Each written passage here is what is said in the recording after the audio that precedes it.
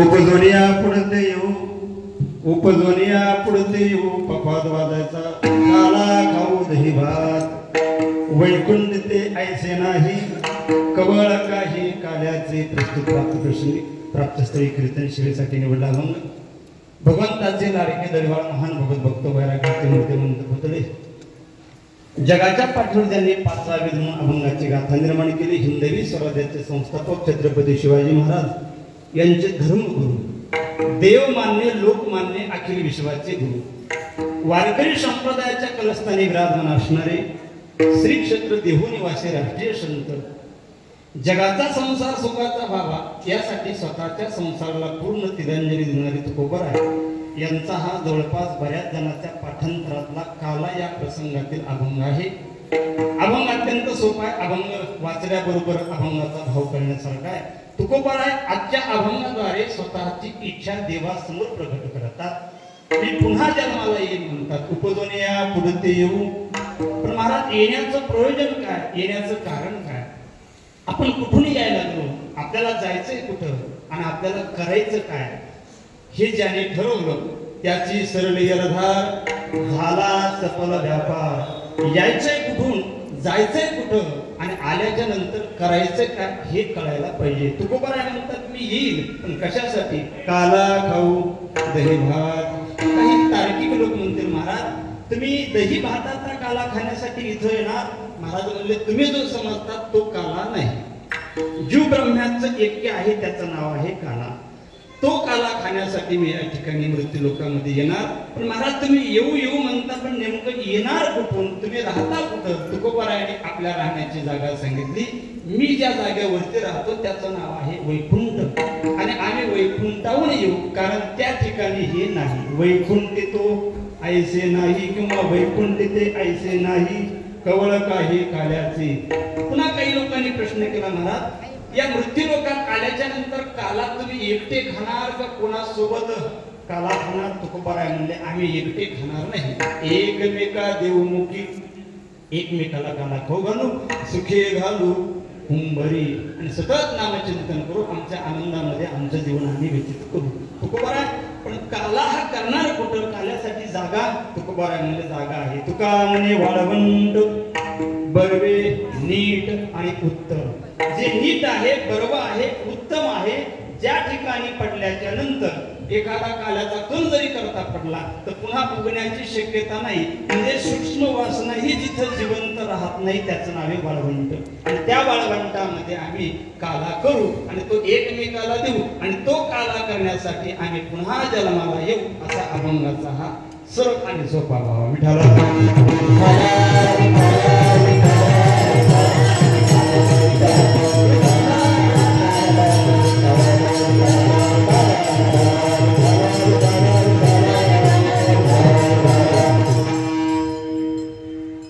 अभंगाचा भाव वारकरी संप्रदायाच्या नियमाप्रमाणे तुमच्या समोर मांडला आहे अभंगावर बोलण्यापूर्वी 2 शब्द परिहार द्यायचा तो म्हणजे असा प्रतिवर्षाप्रमाणे चालत असलेला हा अखंड हरिनाम सप्ताह तथा श्रीमद भागवत कथा ज्ञानयज्ञ सोहळा ज्यांचं या सप्ताहाला मार्गदर्शन आहे संयोजन आहे असे हरिभक्तप्राण आदरणीय परमश्रेणी सुंदर महाराज झोडगावकर यांनी पुढाकार घेऊन या कार्यक्रमाचं आयोजन केलं परिसरात सर्व अन्नदात्यांनी श्रोते मंडळींनी भाविक भक्तांनी जिल्ह्यातच नाही तर विदर्भातून सुद्धा बऱ्याचपैकी महाराजांना सहकार्य केलं महाराज तुम्ही पुढे व्हा आम्ही तुमच्या पाठीमागे आहोत आश्वासन दिलं आणि ते आश्वासन पूर्ण केलं बरेच जण आश्वासन देतात तुम आगे बढ़ो हम मागले माग पळते हम तुम्हारे साथ येते पण इथं 7 देऊन सगळे 7 दिवस राहिले याला बी महत्व आहे 7 तर दिलीच पण 7 दिवस तन मन धनाने या ठिकाणी अगदी पांडुरंगाच्या दरबारामध्ये म्हणजे वास्तविक पाहता हे सगळ्यांचं माहेर आहे तुकोबाराय म्हणतात ना माझे माहेर पंढरी पंढरपुरामध्ये येणं म्हणजे भाग्याची गोष्ट त्यातले त्यात या ठिकाणी कथा कीर्तन ऐकणं हीही भाग्याचीच गोष्ट या ठिकाणी अन्नदान करणं हीही भाग्याचीच गोष्ट या ठिकाणी झाडून काढणं हीही भाग्याचीच गोष्ट आणि इथं येऊन पिणं बरेच नालायक इथे येऊन सुद्धा पेलेत, असं मी ऐकलंय पाहिले दोघं जण. कारण मी स्पष्ट बोलणार महाराज आहे. मला वाटतं असं म्हणता येईल 2 तास चांगलं बोलावं, पण जे गादीवर उभा राहिल्याच्या नंतर जेवढं मला पटत नाही तेवढं मी बोलत नाही. जे पटतं ते सांगितल्याशिवाय राहत नाही. पंढरपुरामध्ये आल्याच्या नंतर सेवा करावी. सेवा नाही करता आली तर कमीत कमी ऐकावं तरी. श्रवणाचे विषय बैसावे येऊनी. बरेच जण घरदार सोडून आपण इथपर्यंत आलो. कशासाठी आलो? मजा करायला आलो. तुम्ही जत्राला आले का यात्राला आले? कोणी म्हणलं नाही, तुम्ही म्हणायच्या आधी मी म्हणलेलं बरं. घरदार सोडून आपण इथपर्यंत आलो. कशासाठी आलो? आनंद घेण्यासाठी आलो. नाही त्या आनंदाशी जोडा. पंढरपुरात आल्याच्या नंतर इथं आपल्या कथेचा आनंद, हरिपाठाचा आनंद. पण बऱ्याच वेळेस असं होतं, माणसं पंढरपुरात गेले काय, आळंदीत गेले काय, देहूत गेले काय, स्वतःचा स्वभाव गुण टाकत नाही. गावाकडे भांडत होते, सप्त्यात आल्यावर इथे ते भांडणं करते. म्हणजे जित्याची पोळ मेल्याशिवाय जात नाही असं म्हणते ते 100% खरे. गल्ली बोळामध्ये बसत होते गावात, तिथं काही ना काहीतरी कुई काढायचे आणि भांडायचे. इथं आल्यावर सुद्धा वर्णच पातळ झालं, नीटच टाकलं नाही, सटईत नाही, असत नाही, तसत नाही, असं म्हणून काही ना काहीतरी वाद करायचा. मग तो कोणासोबत असतो, महाराजासोबत असो, वाढणाऱ्यासोबत असो, भजण्यासोबत असो, शिष्टीमूल्यासोबत असो, कोणासोबतही असो, पण वाद करणार म्हणजे करणार. याचा अर्थ पंढरपुरात आला तरी त्याच्या अंगातला अवगुण गेला नाही. काही जण गावात बसून सगळ्या गावाचं धुणं धुतात, म्हणजे निंदा करतात. तसं इथं आल्यावर सुद्धा काही बऱ्याच जणांचे असे कुंकुम्या चालू असतात. याला का सप्ताह म्हणायचं का, हे का महाराज आहे का, हे का जेवण आहे का, कुंकुम्या. अरे तू अन्नदान करे ना. कमीत कमी ज्याने अन्नदान केले अन्नदात्याने, त्या अन्नदात्याला धन्यवाद देते. कारण इथं आल्याच्या नंतर 3 टाइम पोटभर खायला भेटतं का उपाशी पोटी झोपतो? पोटभर. एका टायमाच्या हे का 12 काही इतकं शासन म्हणलं पोटभर. हाय मुठभर पण बोलत पोटभर. म्हणजे इथं एका टायमाला जर जेवायचं असं तर 200 ते 300 रुपये बाहेर मोजावं लागतात. बरोबर. 3 टाइम जेवण म्हणलं की 900 रुपये रोज. एका दिवसाचे 900 तर 7 दिवसाचे 9 हा 2700. एका दिवसाचे 900, 7 दिवसाचे किती? 9 की 9 63, 6300. बरोबर आहे. नाही मी दुपार लोक शाळेत गेलो तुम्हाला विचारलं. 6300 रुपये नुसते खाण्याचे आणि 200 ते 300 रुपये एक दिवस राहण्याचे. 300 रुपये झाला 7 त्रिक 21 आणि हे 63. 2100 आणि हे 6300 किती झाले? 8400. बरोबर. 8400. मग मला सांगा 8 ते 10 हजार रुपये आपला खर्च बाहेर होतो आणि बाहेर बसून तितकंच नाही, मला पुन्हा चहा प्यावा लागतो, असं तसं बरेचसे काही ठिकाणी. पण इथं अन्नदान मोफत, राहायला मोफत, ऐकायला चांगलं, खायला चांगलं, पाहायला चांगलं, ऐकायलाही चांगलं, तरी सुद्धा आपल्या अंगातले अवगुण जात नाही. याचा अर्थ आपल्या अंगामध्ये पाप आहे, अजून ते बाजूला गेलं नाही. जोपर्यंत अंगातलं पाप बाहेर जात नाही तोपर्यंत आपल्याला पंढरपूर हे पंढरपूर वाटत नाही.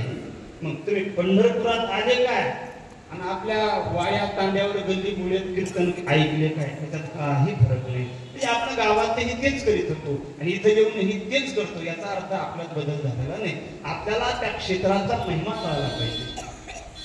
ज्याला क्षेत्राचा महिमा कळतो तो त्या क्षेत्रामध्ये एकरूप होतो. कारण या पंढरपुरामध्ये माती सामान्य नाही, या पंढरपुरामधला संतही सामान्य नाही आणि या पंढरपुरामधला देवही सामान्य नाही. तुकोबाराय म्हणतात, जगाच्या पाठीवर मी अनंत ठिकाणी अनंत देशात फिरलो, पण मला ऐशी चंद्र भागायचे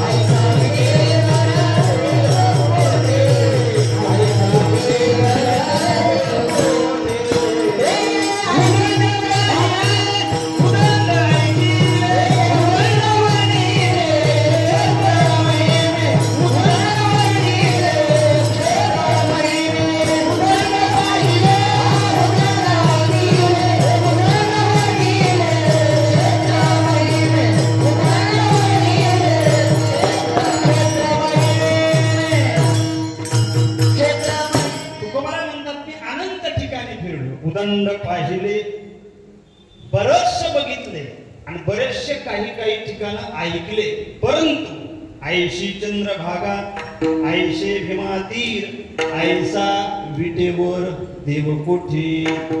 असा देव, अशी तीर्थक्षेत्र आणि अशी गंगा चंद्रभागा माता जगाच्या पाठीवर कुठंच पाहायला मिळणार नाही.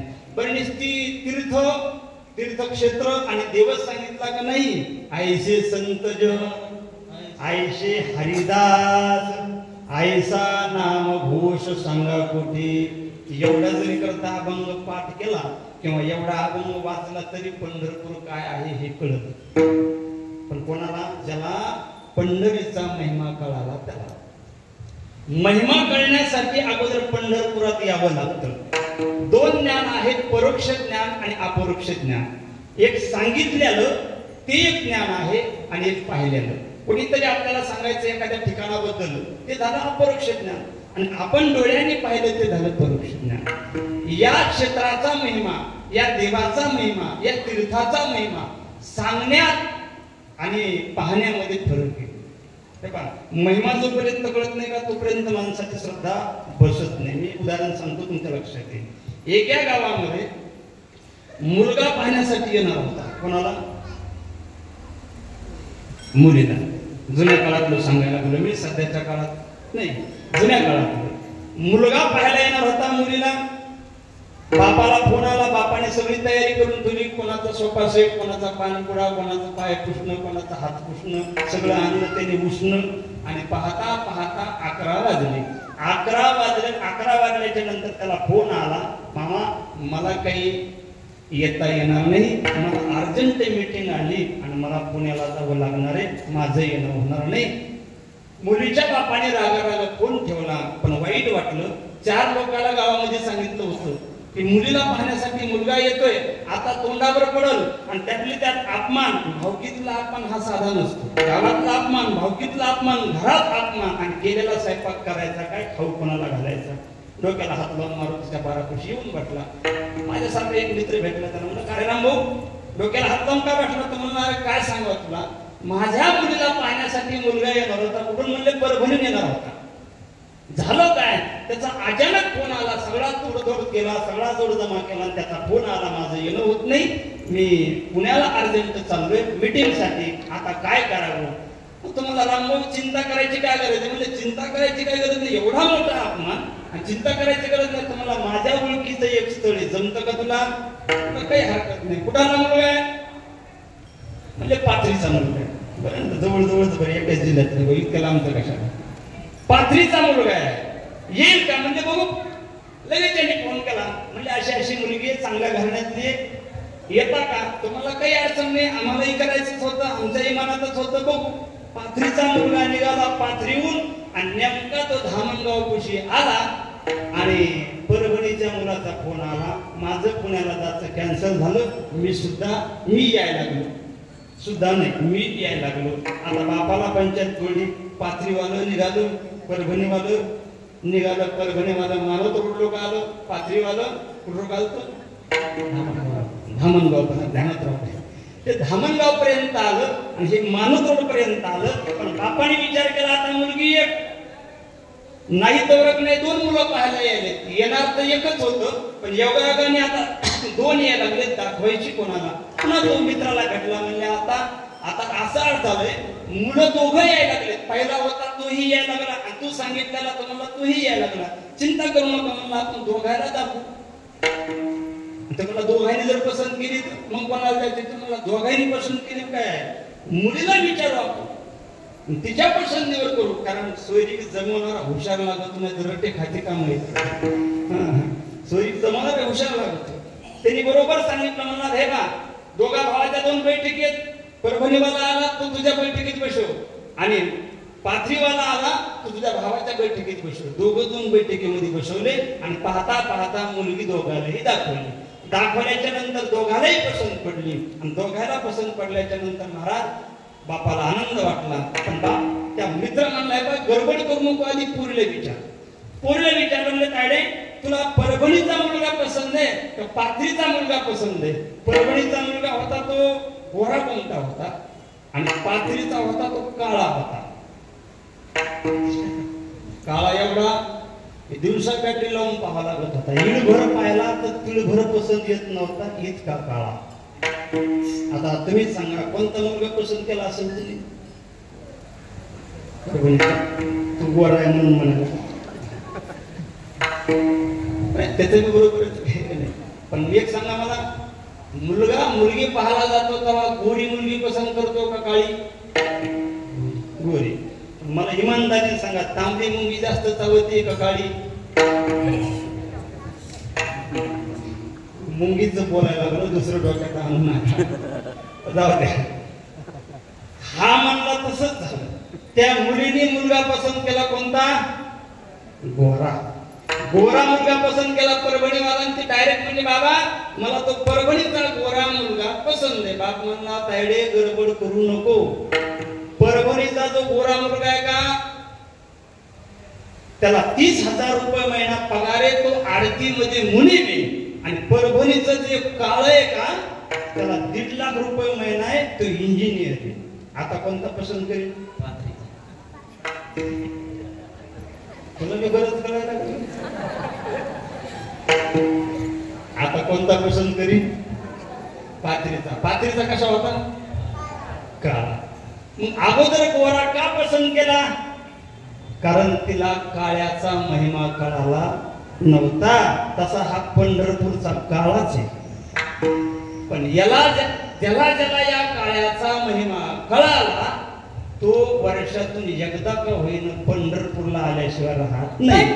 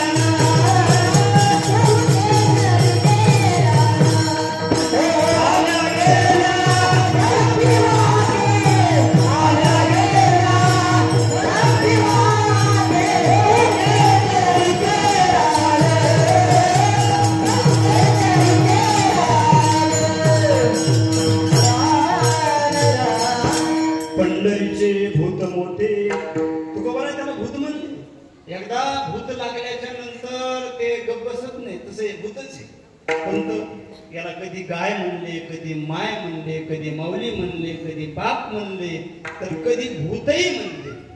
अनेक अभंगामध्ये अनेक महाराजांनी वेगवेगळ्या तुकोबारायांनी देवाला उपमा दिल्या.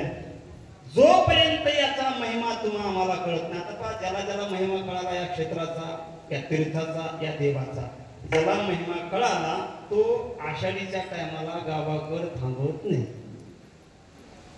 तो कोणाला तरी पेरण्या करायला लावतो, पैसे तरी देईल नाही तर अगोदर तरी करील, आणि वाटाला एकदा लागला की घरचा विचार करत नाही. का?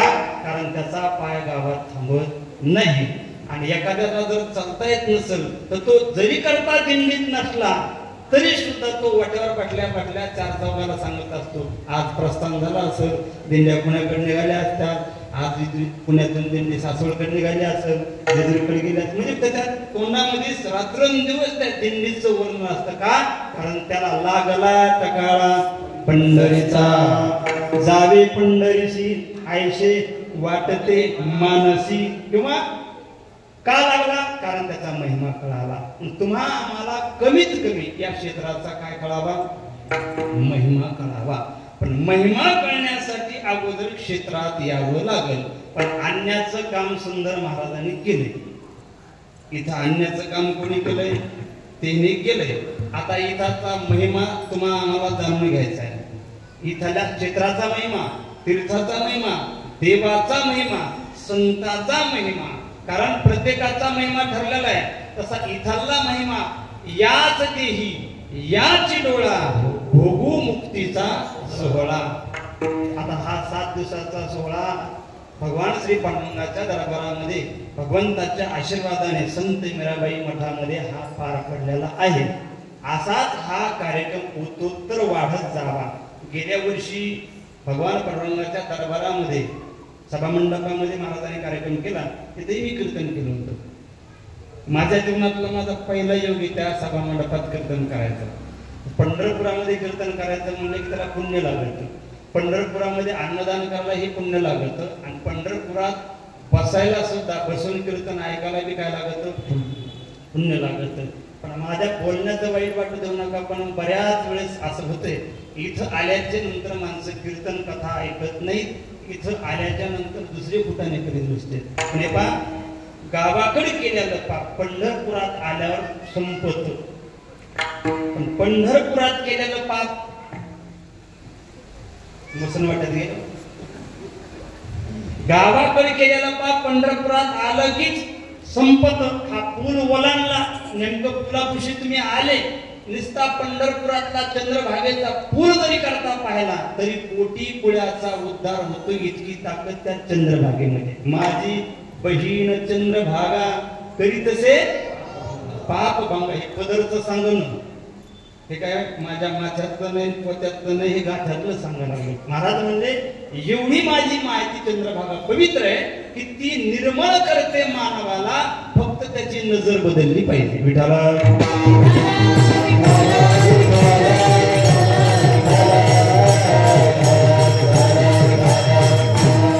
7 दिवसामध्ये हा आनंद सोहळा आपण साजरा केला. आजचं समारोपाचं कीर्तन म्हणजे आभार प्रदर्शन करायचं कीर्तन आहे. मी काय तुम्हाला लय कृष्णचरित्र सांगणार नाही ना, अभंग सगळा सोडणार नाही, कारण अभंग सगळा सोडावा असं महाराजाचं नाव काही ठरलं नाही.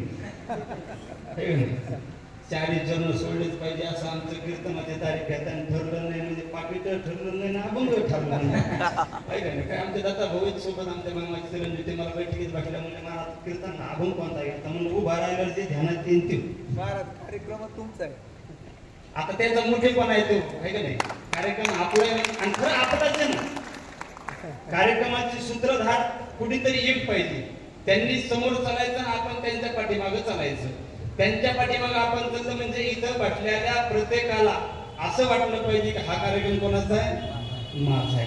हा कार्यक्रम माझा आहे. आणि मला वाटतंय म्हणून मी गेल्या वर्षी आलो आणि याही वर्षी महाराज म्हणले एसटीने येता का रेल्वेने येता, म्हणलं माझ्या गाडीच्या डिझेलची तुम्ही चिंता करू नका, मी 1 रुपयाही तुम्हाला मागणार नाही. कारण क्षेत्रावर पैसा घेणं म्हणजे स्वतःसाठी नरक तयार करून ठेवणं. आपलं नरकच जायचं. तुम्ही दरवर्षी कार्यक्रम करा, दरवर्षी आपण एक सेवा करत जाऊ, काही अडचण नाही. आणि ज्या दिवशी तुम्हाला अन्नदानाचीही अडचण येईल त्या दिवशी आम्हाला सांगा, आम्ही हक्काने 1 दिवस अन्नदान करू. नुसतं सकाळचं नाही, दुपार संध्याकाळचं 1 दिवसच घेऊ. सकाळ दुपार संध्याकाळ 1 दिवसच आपला. नाश्ता हे दुपारचं जेवण आहे आणि संध्याकाळचं जेवण आहे. कारण इथं अन्नदान करणं हे मत आता 2-3 वर्ष झाले हरिभक्तप्रणामच्या अनिताताई पिसाळ त्या सुद्धा बासरला कार्यक्रम करतात. बासर हे सुद्धा एक सरस्वती मातेचं ठिकाण आहे, जी आपल्या जिभेवरती आल्याच्या नंतर माणूस माणसात बसतो आणि ती जर रागावून बाजूला गेली तर माणूस माणसातून उठतो. त्याचं नाव आहे जीभ. 32 दातामध्ये जीभ आहे. दाताला किंमत जिभेमुळं का जिभेला किंमत दातामुळं?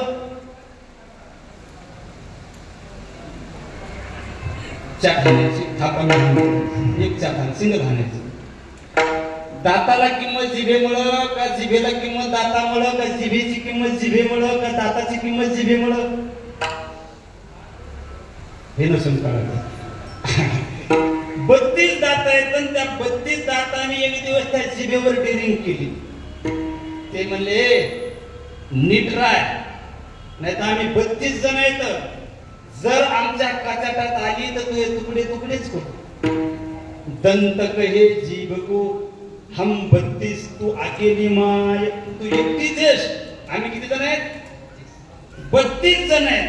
ती जीभ शांत राहिली. ती म्हणले बा तुम्ही 32ला 32 असू द्या, पण तुम्हाला कव्हा तुमचं घर रिकामं करायचं माझ्याच हातात. दंत कहे जीभ को हम 32 तू अकेली माय. जीभ कहे दंत को एक बार तेरी चली तो सब 32 निकल जाय. मी जर थोडं वाकडं बोलले, कोणी जर बुका मारला तर राजीनामा द्यावा लागेल तुम्हाला. बुडा सगळं पडता होतं नाही ठीक आहे. म्हणजे या वाणीवर विराजमान होणारी ती सरस्वती माता आणि त्या मातेच्या दरबारामध्ये ताईंचा सप्ताह असतो आणि अगदी तोही सप्ताह सगळ्या महिला मंडळ सेवा धारण करून सेवा करून तन मन धनाने त्याही सप्ताह तोही पार पाडतात. तोही सप्ताह आणि हाही सप्ताह दोन्हीही सप्ताह आपले या दोन्ही सप्ताहाचे शतक पूर्ण व्हावं असं पांडुरंगाच्या चरणी प्रार्थना आणि शतकाच्या वेळेस आपण जिवंत राहावं आणि सप्ताहाचं शतक आपण आपल्या डोळ्यांनी पाहावं आहे की नाही. याच्यापेक्षा दुसरा आनंद काय बा. चांगल्या परंपरा चालू करण्यासाठी खूप कष्ट लागतात. वाईट परंपरा करण्यासाठी कष्ट लागत नाही. ते पकवात वाचायला लागले हे शिकावं लागलंय. शिकावं लागलं काय असं ताऊ थांबता शिकावं लागलं. हे शिकावं लागलं. बऱ्याच जणांकडे मोबाईल आहेत. बऱ्याच जणांकडे मोबाईल आहेत पण इथं 2 मोबाईल चालू आहेत. आमचे बाळासाहेब महाराजांचा आणि इकडं कुलदंडीचे आमचे भरत महाराजांचा. आता मोबाईल भरपूर आहेत पण आपल्या मोबाईल मध्ये हे असं आहे का? नाही. आपल्या मोबाईल मध्ये दुसरंच काही नाही. याच्या हातामध्ये गुन्हा लेमट आहेत पण हे सहजासहजी आले नाही. पकवाद शिकावा लागतो. अगोदर थाप शिकावं लागते मग चाट शिकावं लागते मग बोल शिकावं लागते. कणिक कशी लावायची ते शिकावं लागत. काढायची कशी ते शिकावं लागत. लावा लावी आपल्या पकवादाची भांडणाचे नाही. लावा लावी कशी करायची हे सुद्धा काळ शिकावं लागत. ते त्या शाहीला किती घर येतं इथून ज्ञान आहे पकवादाचं. पकवादाच्या पुढीला घर किती आहेत. धूम कितीचा असावा चाट कितीचा असावा 6:30ची पाहिजे का 9ची पाहिजे का 9:15ची पाहिजे हे जसं व्यवहारात तसं परमार्थामध्ये सुद्धा ते शिकावं लागत. चांगल्या गोष्टी शिकावं लागत असतात. वाईट शिकायची गरज नाही. असं पण पाहायला भेटलं तुम्हाला इथे तंबाखू कशी खातात हे शिकवल्या जाते. हाताने पुढी आली फोडावी त्यानंतर तंबाखू हातावर रिचावी. कचरा केस आले पाणीचं मुंडकं फिंडकं काय आलं तर बाजूला काढून टाकावं. सोसर तेवढा चुना घ्यावा लावावा आणि ह्या बोटाने चोळावी. नंतर वरून थाप हाणावी. खराब टाकून द्यावं. जेवढं पाहिजे तेवढं या बोटामध्ये उचलावं. दाढे खाली दाबावं. पचर रस्त्याने थुकावं. सगळं खाल्यावर कुठंतरी थुकावं असं लिहिलं का? याचे क्लासेस नाहीत पण हे बऱ्याच जणांना बऱ्याच मी सांगितलं त्याच्यापेक्षा 1000 पटीने तुम्हाला चांगलं जमत आहे. हे सांगायची शिकायची गरज नाही. पकवाद म्हणजे चांगले काम शिकावं लागत असतात. वाईट काम शिकायची गरज नाही. चांगल्या कामाला आळवी येणारे भरपूर आहेत. वाईट कामाला आळवी येणार कोणी नाही. पण सप्ताह करणं तुम्ही आम्ही चालू केला याला कदाचित आम्ही गेल्यावर सुद्धा जरी करता हा चालू असेल तर येणारी पिढी म्हणेल आमचा आजा जात होता आमचा बाप जात होता. नाही. आता इथं आल्यावर नंतर आमचे आजोबा वैकुंठवासी बाबासाहेबांना घरे ते यायचे पण ते जिवंत असताना आमच्या आईला ते आणायचं. आमच्या आईला 7 दिवसापासून सप्ताहाला ते जिवंत असताना ते आणायचं आणि त्यांच्या पंढरपुरात बऱ्याचशा ओळखी कुठेही गेले की ओळख पाहता पाहता आईच्या ओळखी झाल्या. आता आईच्या नंतर पुन्हा कोण आम्ही निघालो. पाहता पाहता आमच्या ओळखी पण दाखवणार कोण आहे. आता पंढरपुरात आल्या आमच्या मामाच्या मुलाने आमच्या आजोबाचं नाव काढलं. म्हणजे आपले अण्णा येत होते बरोबर. अण्णा येत होते म्हणून तुम्ही येतात आणि तुम्ही येत होतात म्हणून आम्ही आलो. किती पिढी आता ही 4थी पिढी पुन्हा इथं हजर आहे. आम्ही येतो म्हणून हे चित्र येते. आमचे कॅलेंडर तिकडे जाते. म्हणजे आजोबा येत होते. आजोबाच्या नंतर आई वडील आई वडिलांच्या नंतर आम्ही आमच्या नंतर पुन्हा ते. म्हणजे आपण एखादा आंबा जर लावला आपल्याला जरी करता त्या झाडाचं फळ खायला नाही भेटलं तरी त्या आंब्याचं फळ जेव्हा आपला नातू खाईल तेव्हा नक्कीच आपलं नाव काढल्याशिवाय राहणार नाही. तसं हे सप्ताह म्हणजे आपण लावलेलं झाड आहे. आत्ताशी या झाडाला काही फांद्या फुटल्या 100-125 फांद्या फुटल्यात. पाहता पाहता एक दिवस या झाडाला या संत मीराबाई मठात जागा पुरली नाही पाहिजे एवढ्या फांद्या वाढल्या पाहिजे. एवढ्या फांद्या वाढल्या पाहिजे. हे महाराज म्हणले पाहिजे आता काय करतो मागच्या मी फळ्या तुम्हाला रिकाम्या करून देतो. एवढा समाज आला पाहिजे आणि एवढा सप्ताह वाढला पाहिजे याची दक्षता आपण घ्यायची. असं ठरवा.